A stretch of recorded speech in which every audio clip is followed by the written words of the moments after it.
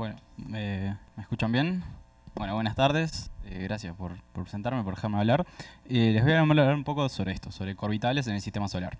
Esto forma parte de mi tesis de maestría y vamos a arrancar nomás. Están las diapos en español, en inglés, y voy a hablar en español. Me pueden preguntar en cualquier idioma. Si me preguntan en portugués no les voy a entender, pero lo pueden hacer igual. Entonces, vamos a arrancar con lo que es justamente un orbital. Bueno, lo más conocido sobre los orbitales son lo que la mayoría de ustedes ya saben, que son los puntos de Lagrange, ¿sí? Especialmente los puntos de Lagrange L5 y L4, que en el contexto del problema restricto de tres cuerpos se puede probar muy sencillamente que si colocamos una partícula en cualquiera de estos dos puntos, la partícula va a evolucionar de forma estable en esos puntos. ¿Qué pasa? Los objetos que están en L5 y L4 están a la misma distancia que el planeta de la estrella. Por lo tanto, se mueven con el mismo periodo. Eso no es otra cosa que un movimiento resonante, ¿sí? Particularmente están en resonancia 1-1. El planeta da una revolución a la estrella y el asteroide también da una vuelta. Bueno, las órbitas pueden ser cualquier tipo de órbita, y la condición para que justamente digamos que un movimiento es resonante va a ser que el ángulo crítico tiene que oscilar o ser constante. El ángulo crítico es simplemente el integral de esto que es parecido a cero, que es nomás la condición de conmensurabilidad entre los periodos, o en este caso los movimientos medios de los cuerpos. Entonces, para estudiar la resonancia, como cualquier otra, voy a utilizar la teoría que desarrolló Tabaré, que es mi tutor, hace unos años. En esta teoría, bueno, pueden ver que podemos escribir el hamiltoniano de la resonancia como la parte del movimiento central, una parte de pasar el espacio fase extendido, y después lo importante, que es la función perturbadora, que eso es lo que la teoría calcula numéricamente. Por eso es que le puse como título enfoque semianalítico, porque la teoría es una teoría semianalítica, es decir, que los parámetros que vamos a calcular, una parte se calcula, control L. Una parte la calculamos analíticamente, estas dos partes, y la función perturbadora la calculamos numéricamente.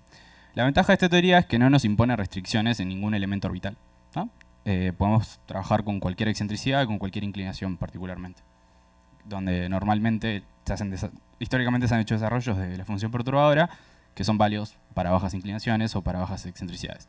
En este caso vamos a poder hacer lo que queramos. Y además de darnos el hamiltoniano como tal, nos permite calcular periodos de libración, es decir, cuánto tiempo demora en oscilar el ángulo crítico y cuáles son los puntos de equilibrio. Es decir, justamente en qué valores del ángulo crítico va a resonar. Bien, entonces, el caso más simple en el sistema solar, o el más conocido, son los troyanos de Júpiter, que se encuentran justamente en los puntos L4 y L5 de Lagrange, que están unos 60 grados adelante o 60 grados atrás de Júpiter en este caso. Y acá nomás puse un histograma de los semiejes de los objetos que están catalogados como troyanos de Júpiter. Estas órbitas se conocen como tadpoles, pero no es el único tipo de movimiento orbital que podemos tener, sino que aparecen otros movimientos. Bueno, como un ejemplo nomás, para mostrar que la teoría funciona, puse el troyano más grande que se conoce, este vector es un asteroide ahí, y el ángulo crítico baila en torno a 60. Entonces está en resonancia en lo que esperábamos. Y lo podemos ver también aplicando el hamiltoniano que les mostré que la teoría puede calcular, donde vemos que hay, estos son curvas de nivel para el hamiltoniano, y en X están marcados los mínimos de la función perturbadora, o el hamiltoniano es lo mismo porque tenemos una constante sumada, y los mínimos están justamente en ángulo crítico 60 y ángulo crítico 300. Nuevamente vemos los puntos de equilibrio de Lagrange, L4 y L5. Pero esto solo es válido cuando tenemos asteroides que están con baja excentricidad y baja inclinación. ¿Qué pasa si aumentamos la excentricidad del objeto? Por ejemplo, en vez de que estos objetos que normalmente tienen excentricidades en torno a 0.1, inclinaciones menores a 20 grados, ¿qué pasa si aumentamos esos elementos orbitales? Bueno, lo que pasa es que, viendo el hamiltoniano, viendo las curvas de nivel, los puntos se mueven. En este caso acá ya no están 60 y acá ya no están 300, sino que se mueven. Y además pueden pasar cosas raras, como que aparezcan otros puntos de equilibrio o que se muevan de forma que uno no sabe cómo. Por ejemplo, acá en torno a 0 también hay una solución del movimiento orbital, que es lo que se conoce como un cuasi-satélite. Entonces, por ahora tenemos los tadpoles, que son los puntos que son como troyanos, pero que se pueden mover a medida que los valores de los elementos orbitales cambian. Los cuasisatélites, donde el ángulo crítico baila en torno a 0. Y también tenemos unas soluciones que son estas curvas de nivel que encierran los dos puntos de Troyano, digamos, que se conocen como horseshoe, como herraduras. Porque, bueno, al parecer alguien ve una herradura ahí. Yo no, pero bueno. Entonces tenemos 3 tipos de órbitas en los movimientos corbitales. Como otro ejemplo, para mostrarles que la teoría vale para cualquier excentricidad igual inclinación, puse este objeto, que fue el primer troyano de Júpiter descubierto que tiene inclinación 180, que es retrógrado.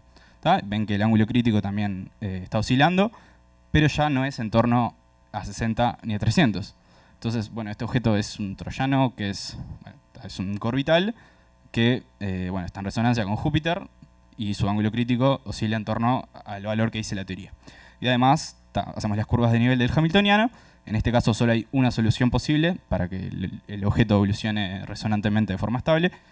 Y sobrepuse sobre las curvas de nivel del hamiltoniano que calculamos con la teoría, simplemente una integración numérica con un integrador de n-cuerpos. Bien. Entonces, nos vamos a hacer la pregunta más general. Bueno, ya vimos que con un par de ejemplos los puntos de equilibrio cambian un poco. Bueno, ¿cómo cambian? De forma bien general. Entonces, lo que estoy mostrando acá es cómo cambia el punto de equilibrio, es decir, el ángulo crítico, a medida que cambiamos la excentricidad, para el caso plano. Entonces vemos que para excentricidades bajas recuperamos lo que sabemos de toda la vida, que el ángulo crítico tiene 2 soluciones, en 60 y en 300, que nuevamente son L4 y L5. Y también tenemos el cuasisatélite que le mostraba antes, donde el ángulo crítico está bailando en torno a 0. Pero a medida que la excentricidad crece, ven que lo que serían L4 y L5 se van juntando. Hasta que, bueno, un valor en torno a 0,9 de excentricidad se unen y solo tenemos un punto. De la misma forma que acá teníamos solo un punto, bueno, eso también ocurre para inclinación 0 y, bueno, excentricidades muy altas. Pero como les dije, también podemos variar cualquier otro parámetro orbital. Entonces lo que hacemos es ir subiendo la inclinación. Entonces, en vez de tener una inclinación de 0, pasamos a tener una inclinación de 30. Ven que todo arranca medio parecido. Para excentricidades bajas tenemos las soluciones de L4 y L5, pero a medida que llegamos a 0,5 por ahí, los que serían los troyanos desaparecen. El punto de equilibrio deja de existir. Entonces, si ponemos una partícula, lo que sería un troyano, con una excentricidad de 0,6, una inclinación de 30 grados, y lo colocamos en L4, no va a ser estable, porque el punto de equilibrio no existe en la resonancia. Y bueno, y después aparecen estas estructuras acá a alta excentricidad, que son otros puntos de equilibrio que ya no son troyanos. No sé bien qué nombre darle. Y bueno, seguimos haciendo esto aumentando la inclinación del objeto. Para 60 grados ven que bueno, se abre un poquito más, sigue teniendo más o menos la misma forma. Después para 120 también. Vean que acá ya para excentricidades cercanas a 0 se corre un poquito de 300 y de 60, pero sigue bastante cerca. Y ya a medida que arrancamos a subir bastante más la inclinación del objeto, ya los puntos a baja excentricidad también se corren. ¿Sí? Ven que está como por 70, 80 y acá un poco menos de 300. Seguimos subiendo la inclinación. Acá no puse todas las inclinaciones continuamente, pero llega un momento que esto viene uniéndose y se une incluso para bajas excentricidades con inclinaciones súper altas. Entonces, digamos, el espacio de fases de qué soluciones puede haber en un movimiento orbital es más complicado de tener nomás esas 3 órbitas que les contaba al principio, que vale para el caso poco inclinado y poco excéntrico. Y bueno, para el caso de un caso retrógrado, la teoría predice esto, que no existen los troyanos, lo cual es medio raro, pero bueno, vamos a ver que existe este punto de retrógrado. Entonces, lo que hicimos fue, bueno, una vez que con la teoría calculamos como esta parte más teórica de dónde están los puntos de equilibrio que nos predice la teoría, tratamos de buscar objetos reales que estén en alguno de esos puntos de equilibrio, como el que les mostré antes, que era retrógrado. Entonces lo que hicimos fue buscar en el catálogo de Horizons de NASA todos los objetos que estén dentro de un ancho de la resonancia, es decir, todos los objetos que estén con un semieje cerca del semieje nominal de los planetas. Este ancho, les dije que la teoría lo puede calcular. Entonces, filtrando nomás el catálogo, encontramos este número de candidatos a ser orbitales, es decir, que estén resonando con los planetas del sistema solar. Muchos de estos, obviamente, ya son conocidos, se conocen un montón. Y ahora voy a entrar un poco más en detalle de estos objetos, excepto de los de Júpiter, porque son un montón. Claramente ven que son muchos más. Entonces, eso lo voy a dejar aparte. Saltando nomás a los resultados. Este es como el catálogo que conocemos actualmente de todos los objetos que son orbitales de los planetas en el sistema solar, exceptuando los de Júpiter. Y bueno, ven que hay un montón de sesgos observacionales. Por ejemplo, que los orbitales de Venus tienen todas excentricidades bastante altas. Ven que punto 3, de ahí para arriba. Estos nomás sesgos observacionales, que necesitamos que tengan una excentricidad muy alta para poder detectarlos cuando salen a una órbita bastante lejana y no tenemos que mirar para el Sol para poder detectarlos. Bueno, y hay varios sesgos observacionales acá, pero vemos que justamente no todos los objetos son de baja excentricidad y baja inclinación, sino que hay objetos que entran dentro del régimen que necesitamos una teoría que pueda explicar esas evoluciones. Bien, entonces, todos estos puntos los puse acá en una tabla y estamos identificando qué tipo de órbitas son. ¿Sí? Vieron que yo antes les había dicho que existen lo que son L4 o L5, o esos puntos de equilibrio pero modificados porque se van corriendo, o cuasi satélites, como por ejemplo estos acá, o las cerraduras. ¿Tá? En el sistema solar hay objetos en todos esos tipos de órbita y la idea es justamente poder ir identificándolos. Bueno, esta lista todavía no está completa, ven que hay muchos signos de pregunta. Esto es simplemente porque muchos de estos objetos no tienen las órbitas bien determinadas, simplemente porque, bueno, o están muy lejos o porque no se han visto muchas veces, y la calidad de las órbitas muchas veces es muy mala y hay que hacer como bastante estadística para decir, bueno, este objeto puede estar en resonancia o no, o en qué tipo de órbita está. Bueno, estos son para los planetas del sistema solar interno. Ven que no hay ninguno conocido para Mercurio. Eso hay varios artículos que han tratado de estudiar de un lado más numérico si podrían existir o no orbitales de Mercurio. Parece ser que no y no hemos detectado ninguno, pero sucede lo mismo que para Venus. Es muy difícil verlo porque, bueno, la observación a esas zonas del sistema solar es complicada. Y también hicimos lo mismo para los planetas del sistema solar externo. Ven que claramente la mayoría de los objetos que se conocen son de Neptuno.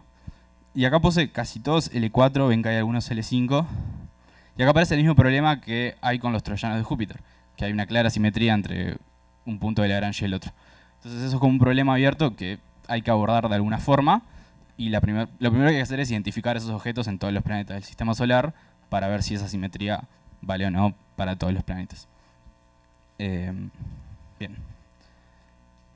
Entonces, para ir terminando nomás, como conclusiones, bueno, la teoría incluso para excentricidades altas, inclinaciones muy altas, están de acuerdo con integraciones de n-cuerpos, ¿no?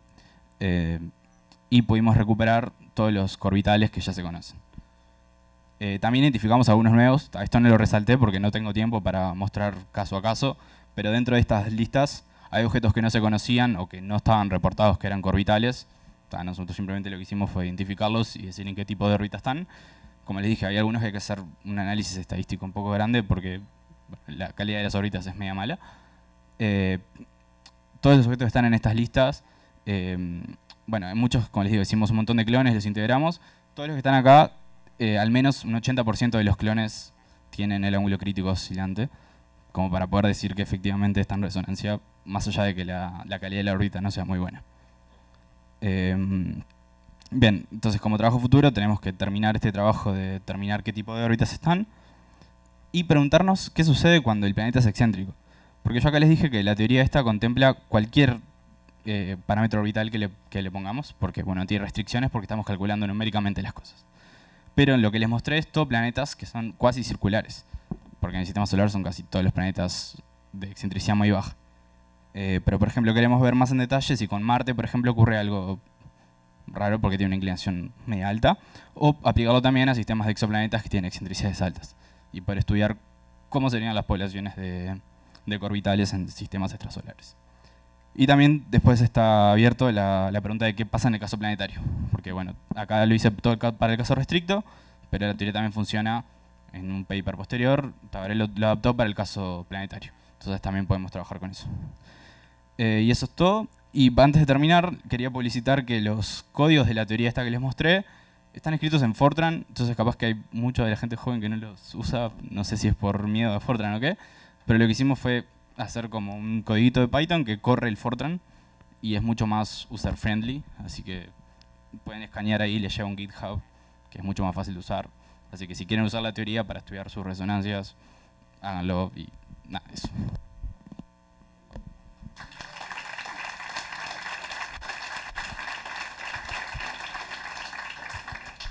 Bueno, muchas gracias, Nicolás. ¿Alguien tiene alguna pregunta para hacer?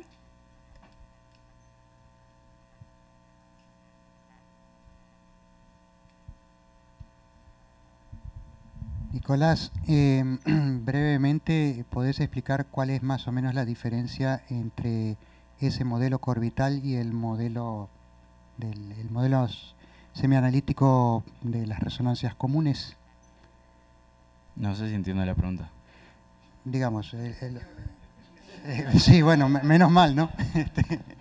No, digo, el modelo que hizo Tabaré inicialmente era para resonancias comunes, digamos, cualquier tipo de resonancia. Lo que pregunto es, digamos, si para el caso coorbital ese modelo tuvo que ser adaptado de alguna forma o es exactamente el mismo. No, es lo mismo. Lo único que haces en el código es poner 1-1 en los movimientos medios y es lo mismo. Ok. ¿Alguna otra pregunta?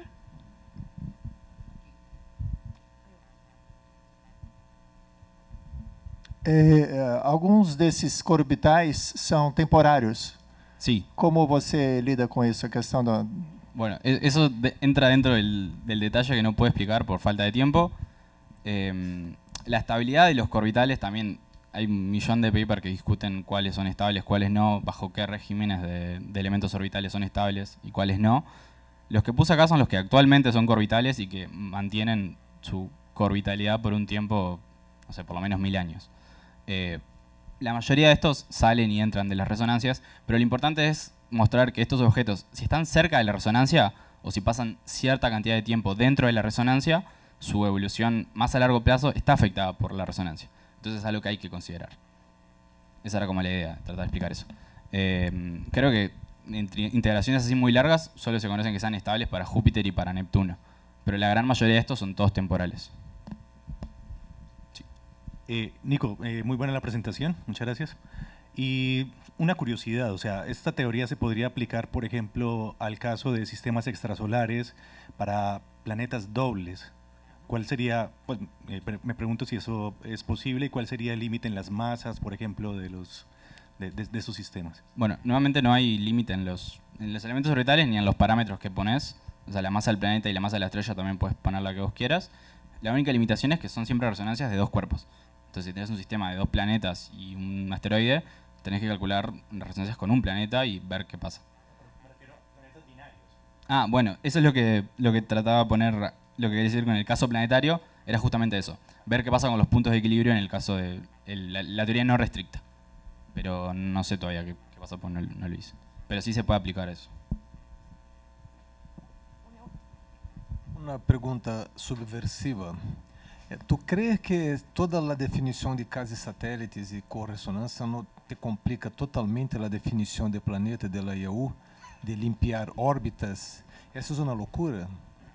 Bueno, ¿Qué piensas? Hace 2 días lo estaba hablando con Gonzalo. No sé, realmente una definición me parece que no sé. A ver, la cosa es así. Claro, vos podés decir Júpiter no es un planeta porque no limpió su órbita porque tiene 13.000 troyanos. Eso es una definición en la cual yo no me voy a meter. Sí creo que es importante descubrir cada vez más y más orbitales para poder explicar mejor cómo se forma el sistema solar. Perfecto, bueno, muchas gracias, Nicolás.